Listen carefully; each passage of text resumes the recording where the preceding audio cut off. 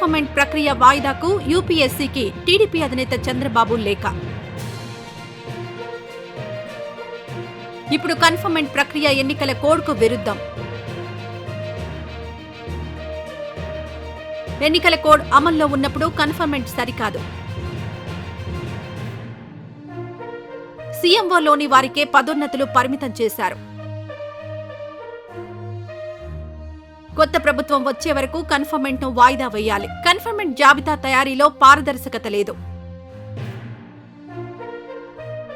IAS conferment జాబితాను పునః పరిశీలించాలి.